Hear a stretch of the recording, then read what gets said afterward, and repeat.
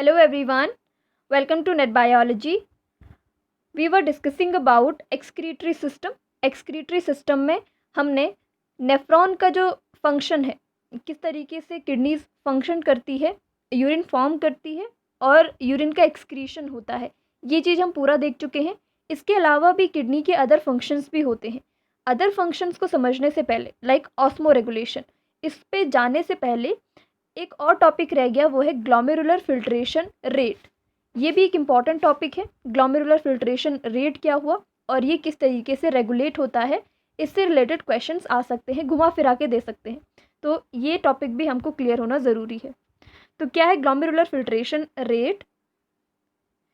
It is also known as nephric filtration rate, क्योंकि हम glomerular filtration को nephric filtrate भी कहते हैं, अल्ट्रा फिल्ट्रेट भी कहते हैं, इसलिए इसको अल्ट्रा फिल्ट्रेशन रेट या नेफ्रिक फिल्ट्रेशन रेट भी हम कह सकते हैं।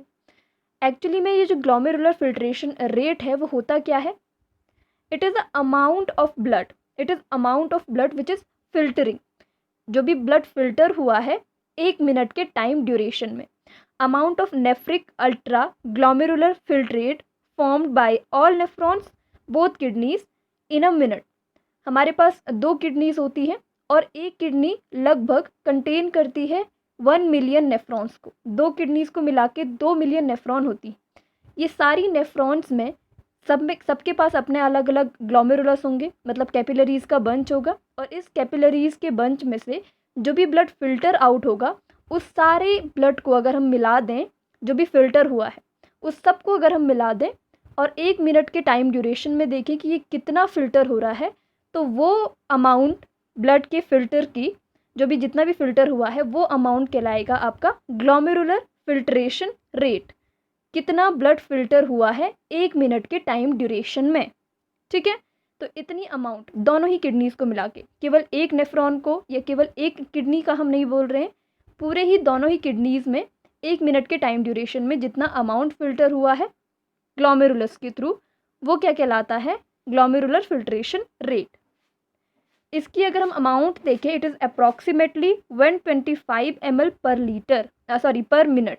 1 मिनट के टाइम ड्यूरेशन में हम देख रहे हैं, तो इतना ml 125 ml ही यहाँ पे से क्या हो जाता है, पूरी दोनों ही नेफ्रॉन्स को मिला के, अब दोनों ही किडनीज की नेफ्रॉन्स को मिला के 125 ml पर मिनट में इतना फिल्टर होता है, और इसके बाद इसका रीअब्जॉर्प्शन भी किया जाता है। अगर हम एक दिन की बात करें तो एक दिन में ये approximately 150 to 180 litre per day, एक दिन में इतने लीटर तक पहुंच जाएगा। अगर हम केवल फिल्ट्रेट की ही बात करें तो अगर इतना सारा फिल्ट्रेट हमारी बॉडी से आउट हो जाएगा तो डेफिनेटली डेथ हो जाएगी किसी की। इसलिए फिर रीअब्जॉर्प्शन की प्रोसेस होती है, यूरिन कंसंट्रेशन होता है। अगर बॉडी में कम वॉल्यूम है ब्लड की या वाटर की कम अमाउंट है तो उस टाइम पे उस तरीके के मैकेनिज्म चलते हैं, ठीक है। तो इस तरीके से ये जो ग्लोमेरुलर फिल्ट्रेशन रेट है वो एक टाइप का रेट है। मतलब हम कह सकते हैं कि कितना स्पीड से हमारा जो फ्लूइड है फिल्टर हुआ है, ये कितना अमाउंट में जो ब्लड है वो फिल्टर हुआ है, वही अमाउंट क्या कहलाती है? Glomerular filtration rate. अब इसके दो चीज़ों पे डिपेंड हो सकता है। ग्लोमेरुलर फिल्ट्रेशन रेट ज़्यादा कब होगा? जब ये जो अमाउंट है ये ज़्यादा निकल जाएगी, इतनी अप्रॉक्स है, इससे ज़्यादा अमाउंट में 1 मिनट में इससे ज़्यादा अमाउंट में फ़िल्टर हो रहा है, उस कंडीशन में ग्लोमेरुलर फिल्ट्रेशन रेट बढ़ जाएगा। या जो ग्लोमेरुलर फिल्ट्रेशन रेट है, जो ग्लोमेरुलर फिल्ट्रेट है, वो जो फिल्ट्रेट है मतलब जो ग्लोमेरुलर कैपिलरीज से आया है, बॉमन्स कैप्सूल में इकट्ठा हुआ है, उसकी स्पीड ज़्यादा बढ़ जाएगी आगे कंडक्ट होने की। रीअब्जॉर्प्शन में ज़्यादा टाइम नहीं बचेगा क्योंकि इसकी अमाउंट ज़्यादा है और ये स्पीड से ट्रेवल कर रहा है। तो ये भी क्या होगा, इसका मतलब भी यही होगा कि ग्लोमेरुलर फिल्ट्रेशन रेट बढ़ गया है। अगर ये बढ़ जाए उस कंडीशन में भी किडनीज़ क्या करती हैं और अदर टाइप के मैकेनिज्म चलते हैं जो इसे वापस से नॉर्मल और सफिशिएंट लेवल पे बनाने का काम करते हैं। और साथ ही साथ अगर ये डिक्रीज़ हो जाए, हमको तो सफिशिएंट लेवल पे चाहिए, हर एक चीज़ बॉडी में सफिशिएंट लेवल पे होनी ज़रूरी है और इसी को होम्योस्टैसिस कहते हैं। इंटरनल स्टेबिलिटी, स्टेबल इन्वायरमेंट चाहिए हर एक चीज़ के लिए, और रेगुलेशन चलता है, चाहे वो हार्ट बीट हो, चाहे वो कोई भी टाइप का मैकेनिज्म चल रहा है बॉडी में, ग्लूकोज का, ब्लड में ग्लूकोज लेवल को बनाए रखना, थर्मो रेगुलेशन, हीट का बॉडी में बनाए रखना, sufficient level, water balance, electrolyte balance, हर एक चीज़ सफिशिएंट लेवल पे चाहिए, वैसे ही ग्लोमेरुलर फिल्ट्रेशन रेट भी एक सफिशिएंट लेवल पे बनाए रखना ज़रूरी है और इसके लिए कुछ मैकेनिज्म काम करते हैं और यही चीज़ कहलाती है मेंटेनेंस और रेगुलेशन। इसको रेगुलेट किया जाता है बाय द किडनीज इटसेल्फ और other mechanism like neural and hormonal, और चीज़ें भी न्यूरल और हार्मोनल रेगुलेशन के थ्रू सफिशिएंट लेवल पे बनाई जाती हैं।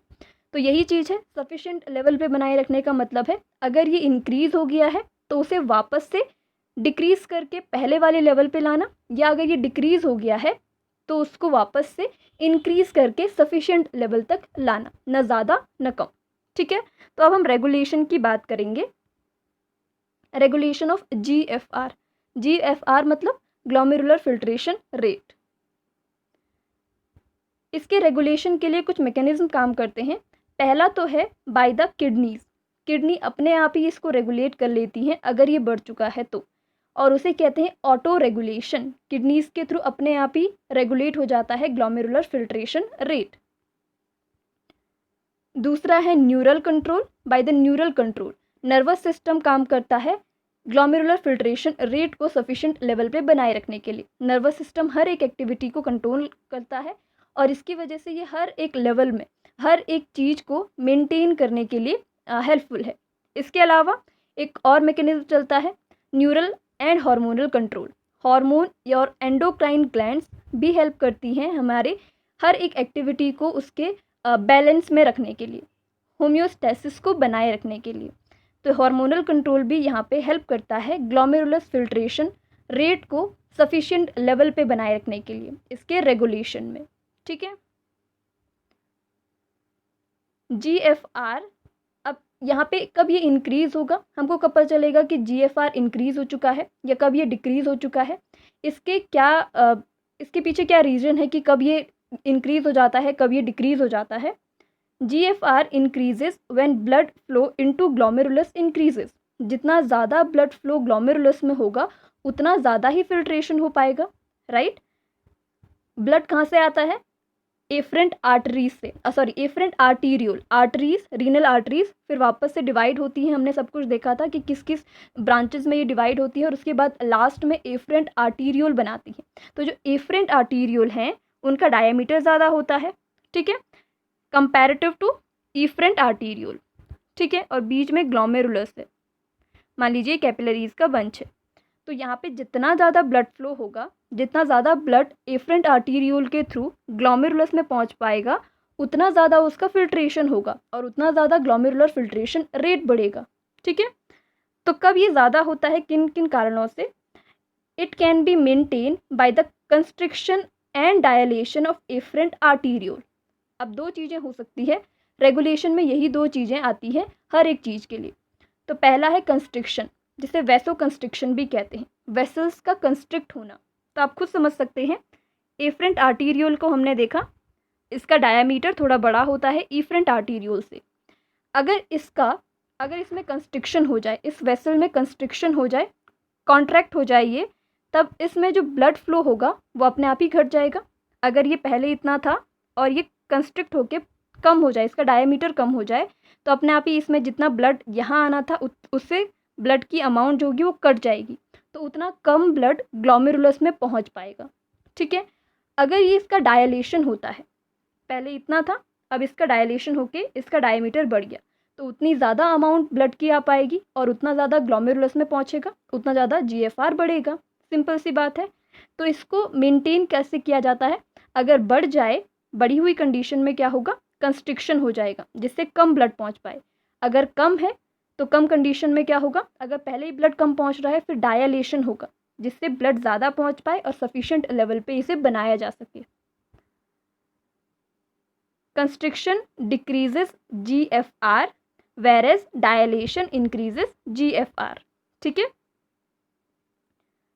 ये एक डायग्राम है जिसमें हमको ग्लोमेरुलस बताया गया है। ग्लोमेरुलस के साथ साथ जक्स्टा ग्लोमेरुलर अपैरेटस, ये वाला अपैरेटस भी यहाँ पे काम करता है। जक्स्टा ग्लोमेरुलर अपैरेटस क्या है, इसके बारे में पहले ही एक सेपरेट वीडियो मैंने बना ली है जिसमें आप देख सकते हैं कि इसमें कौन कौन सी सेल्स इन्वॉल्व होती हैं और इनके क्या क्या फंक्शंस होते हैं। आगे भी हम देखेंगे इसमें मैक्यूला डेंसा सेल्स होती हैं और इनके क्या क्या फंक्शन होते हैं। किस तरीके से ये हेल्प करती है ग्लोमेरुलर फिल्ट्रेशन रेट को मेंटेन करने में। ये वाला जो स्ट्रक्चर है जक्स्टा ग्लोमेरुलर apparatus का स्ट्रक्चर है और ये पीछे का ग्लोमेरुलस का, ये एफरेंट आर्टीरियोल है और ये इफरेंट आर्टीरियोल। तो इसमें अगर कंस्ट्रिक्शन होगा तब कम ब्लड पहुंचेगा और अगर डायलेशन होगा तो ज़्यादा ब्लड यहाँ पहुंचेगा और GFR ज़्यादा इंक्रीज हो जाएगा। ठीक है, अब है रेगुलेशन बाय किडनीज, जिसे हम ऑटो रेगुलेशन कहते हैं। पहला मैकेनिज्म जिसके through glomerular filtration rate regulate होता है। पहले तो किडनी अपने आप ही ग्लोमेरुलर फिल्ट्रेशन रेट को सफिशिएंट लेवल पे बनाए रखने का काम करती है और उसके बाद न्यूरल एंड हार्मोनल कंट्रोल के थ्रू भी ग्लोमेरुलर फिल्ट्रेशन रेट कंट्रोल किया जाता है। It is also known as intrinsic mechanism of glomerular filtration rate regulation. Intrinsic mechanism इसे कहा जाता है क्योंकि जो किडनीज होती है अपने आप ही रेगुलेट कर लेती है इस फिल्ट्रेशन रेट को। There are two intrinsic mechanism which controls the GFR। दो मैकेनिज्म के थ्रू ये GFR कंट्रोल किया जाता है किडनीज की नेफ्रॉन में। पहला जो है वो है मायोजेनिक मैकेनिज्म। मायो का मतलब होता है मसल्स। मसल सेल्स जो होती हैं एफरेंट आर्टीरियोल्स की, ये खुद ब खुद ही जिस टाइम पे ब्लड प्रेशर इंक्रीज हो जाए या ग्लोमेरुलर फिल्ट्रेशन रेट इंक्रीज हो जाए, ये खुद ब खुद ही इसको वापस से सफिशिएंट लेवल पे बनाए रखने के लिए कैपेबल होती हैं। एक मैकेनिज्म तो किसके थ्रू हो गया, ये एफरेंट आर्टीरियोल्स की जो मसल सेल्स है उनके थ्रू, और दूसरा होता है ट्यूब्यूलो ग्लोमेरुलर मैकेनिज्म। एक ट्यूब्यूलर पोर्शन भी होता है नेफ्रॉन में। ट्यूबुलर पोर्शन का भी जो जक्स्टा ग्लोमेरुलर apparatus है ना, वो यहीं पे काम करता है। जक्स्टा ग्लोमेरुलर apparatus के बारे में पहले ही मैंने बता दिया है। इसमें कुछ सेल्स होती हैं, macula densa cells, granular cells, और एक और सेल्स आती हैं जिनका नाम है एक्स्ट्रा मेसेंजियल सेल्स। तो इनमें से जो मैक्यूला डेंसा सेल्स होती हैं ये DCT की सेल्स हैं, और DCT क्या है, ट्यूबुलर पोर्शन है नेफ्रॉन का। तो ये यहाँ पे हेल्प करता है ग्लोमेरुलर फिल्ट्रेशन रेट को मेंटेन करने के लिए, इसलिए इसको ट्यूब्यूलो ग्लोमेरुलर मैकेनिज्म कहते हैं, क्योंकि ट्यूब्यूल पोर्शन हेल्प कर रहा है रेट को सफिशिएंट लेवल पे बनाए रखने के लिए। तो कैसे करके ये दोनों मैकेनिज्म काम करते हैं, पहले बात करते हैं मायोजेनिक मैकेनिज्म की। मायोजेनिक मैकेनिज्म जिसमें मसल सेल्स हेल्प करती हैं रेगुलेशन के लिए। इसमें दो कंडीशन हो सकती है, एक ऐसी कंडीशन जब GFR इंक्रीज हो चुका है और एक ऐसी कंडीशन जब GFR डिक्रीज हो चुका है अपने सफिशिएंट लेवल से। हमने अभी तक देखा 125 ml पर मिनट इतना होना चाहिए सारी नेफ्रॉन्स का मिला के फिल्ट्रेशन रेट। अगर ये इससे ज़्यादा बढ़ गया है उस कंडीशन में क्या होता है, when blood pressure increases the renal blood flow also increases and so GFR। अभी किस तरीके से एक दूसरे से रिलेटेड है। ब्लड प्रेशर, जब हमने कहा था जब ब्लड वॉल्यूम इंक्रीज होता है, जितना ज़्यादा ब्लड वॉल्यूम ग्लोमेरुलस में पहुंचेगा उतना ज़्यादा फिल्ट्रेशन रेट बढ़ेगा, क्योंकि उतना ज़्यादा फिल्ट्रेट हो पाएगा। ब्लड वॉल्यूम के बढ़ने से ब्लड प्रेशर भी तो बढ़ेगा।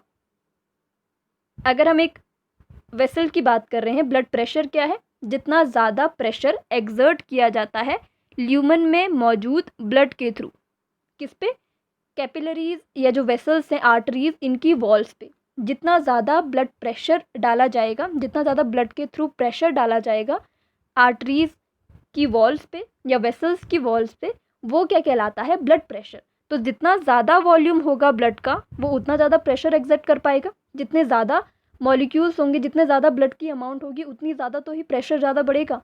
तो वही चीज़ है, ये दोनों एक दूसरे से इंटरकनेक्टेड है। जितना ज़्यादा ब्लड वॉल्यूम इंक्रीज होगा उतना ज़्यादा ब्लड प्रेशर होगा। अगर ब्लड प्रेशर ज़्यादा है उसकी वजह से रीनल ब्लड फ्लो भी इंक्रीज होता है।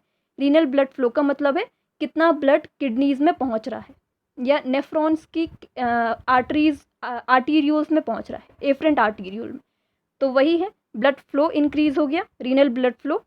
रीनल ब्लड फ्लो वही है जितना ब्लड आर्टरीज में या आर्टीरियोल्स में पहुंच रहा है, रीनल आर्टरीज के थ्रू आर्टीरियोल्स में पहुंच रहा है।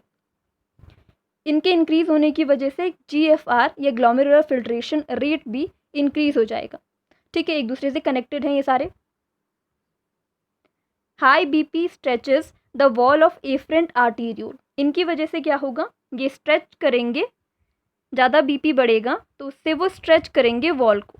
ठीक है, और इससे ग्लोमेरुलर फिल्ट्रेशन रेट बढ़ेगा। हाई BP की वजह से GFR क्यों बढ़ रहा है, क्योंकि ये स्ट्रेच कर रहे हैं वॉल को। और अभी हमने देखा था जितना डायलेशन होगा उतना ज़्यादा ग्लोमेरुलर फिल्ट्रेशन रेट बढ़ेगा, इसकी वजह से ये GFR इंक्रीज़ हो रहा है। अब इसको डिक्रीज़ कैसे किया जाता है? इन रेस्पॉन्स, इसके रेस्पॉन्स में smooth muscles of arterioles contracts and the diameter decreases. इसके रिस्पॉन्स में खुद ही जो मायोजेनिक मैकेनिज्म है, इसमें जो मसल सेल्स होती हैं, स्मूथ मसल सेल्स, किसकी? आर्टीरियोल की, एफरेंट आर्टीरियोल की। जैसे ही इसने देखा कि स्ट्रेचिंग होने लग गई है, तो वैसे ही ये क्या करेगी, इसके रिस्पॉन्स में अपने आप के जो डायलेशन हुआ है इसको कॉन्ट्रैक्ट कर देगी।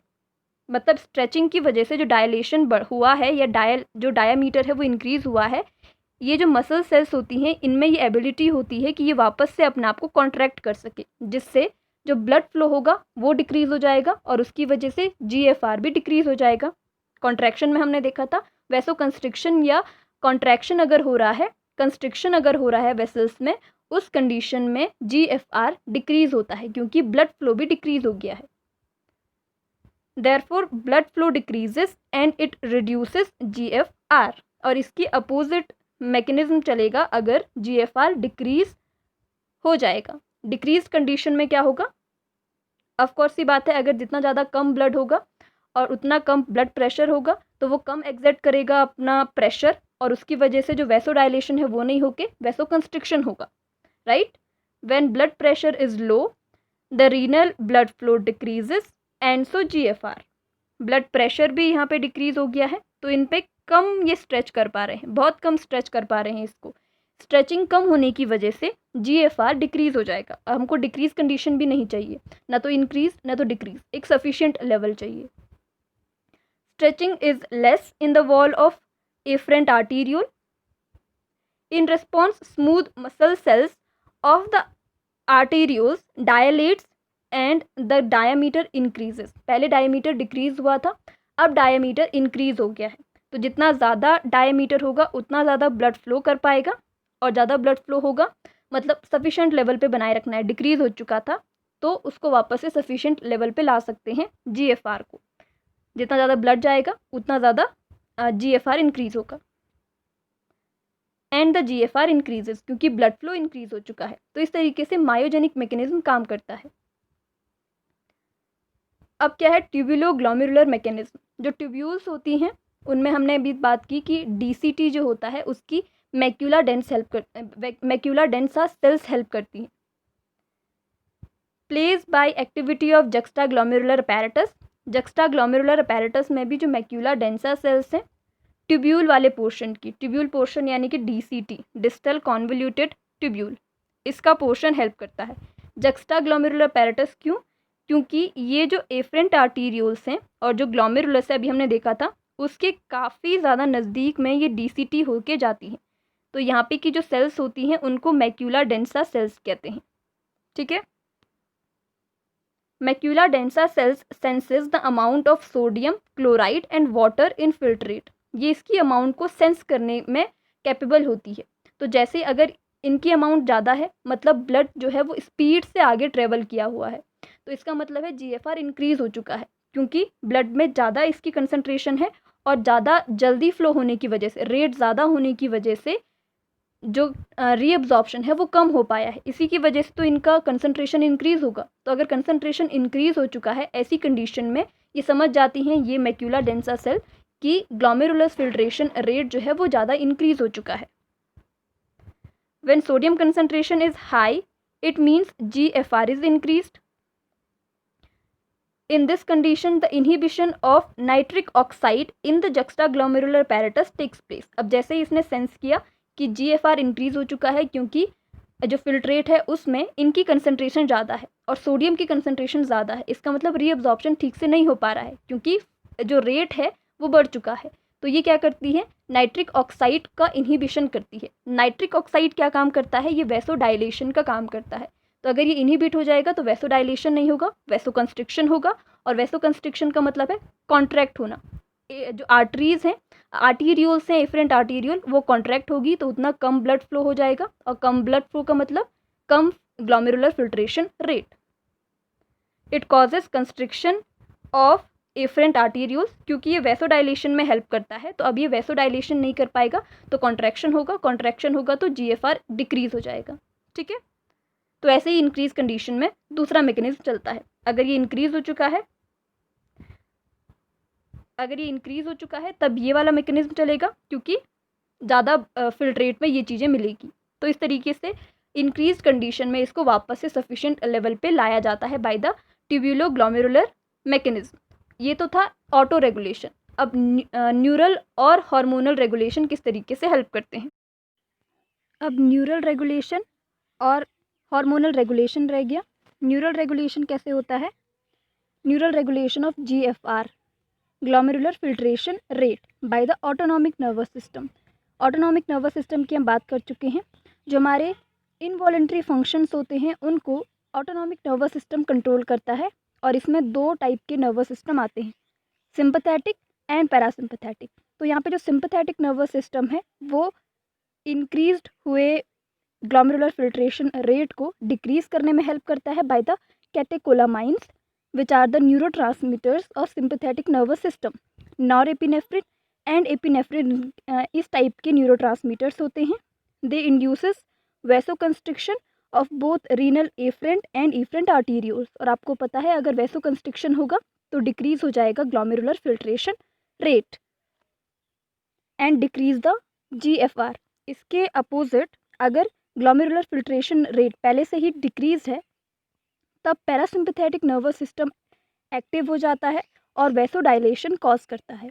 ठीक है, तो इस तरीके से sympathetic and parasympathetic nervous system control करते हैं ग्लोमेरुलर फिल्ट्रेशन रेट को। हार्मोनल कंट्रोल किस तरीके से होता है?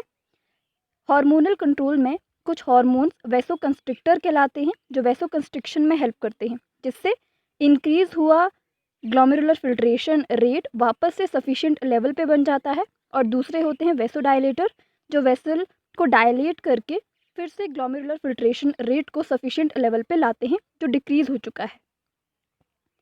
वैसोकंस्ट्रिक्टर में आते हैं नॉरएपिनेफ्रिन, जो सिंपैथेटिक नर्वस सिस्टम की वजह से रिलीज होते हैं। नॉरएपिनेफ्रिन न्यूरोट्रांसमीटर भी है और हार्मोन भी है। एपिनेफ्रिन भी इसमें आता है। और तीसरा एंजियोटेंसिन 2। एंजियोटेंसिन 2 जो होता है वो बाय द रेनिन की वजह से एंजियोटेंसिनोजन एंजियोटेंसिन 1 में कन्वर्ट होता है, और उसके बाद कन्वर्टिंग एंजाइम के थ्रू एंजियोटेंसिन 1 एंजियोटेंसिन 2 में कन्वर्ट होता है। और एंजियोटेंसिन 2 एक बहुत ही इंपॉर्टेंट हार्मोन है जो क्या करता है, वेसल को कंस्ट्रिक्ट करने में हेल्प करता है, वैसोकंस्ट्रिक्शन में हेल्प करता है। वैसोडाइलेटर नाइट्रिक ऑक्साइड, ये कोई हार्मोन नहीं है, लेकिन हम कह सकते हैं कि नाइट्रिक ऑक्साइड जो है एक वैसोडाइलेटर की तरह काम करता है। अभी हमने देखा था नाइट्रिक ऑक्साइड का जब इनहिबिशन हुआ था तो उसकी वजह से जो इंक्रीज्ड ग्लोमेरुलर फिल्ट्रेशन रेट है वो वापस से डिक्रीज हो गया था। तो ये क्या है, एक वैसोडाइलेटर है। ऐसे ही prostaglandin and atrial natriuretic peptide ANP, ये भी वैसोडाइलेटर की तरह काम करते हैं। एट्रियल नाइट्रियूरेटिक पेप्टाइड या इसे फैक्टर भी कहा जाता है, एट्रियल नाइट्रियूरेटिक फैक्टर, ये एट्रियम से रिलीज होता है और वैसोडाइलेशन में हेल्प करता है, जिससे डिक्रीज्ड हुआ GFR वापस से सफिशिएंट लेवल पे बन जाता है। तो ये थे regulation, what is the GFR and regulation of GFR। GFR is glomerular filtration rate. Next video में हम किडनीज के दूसरे फंक्शंस ऑस्मो रेगुलेशन पे बात करेंगे। Thank you so much.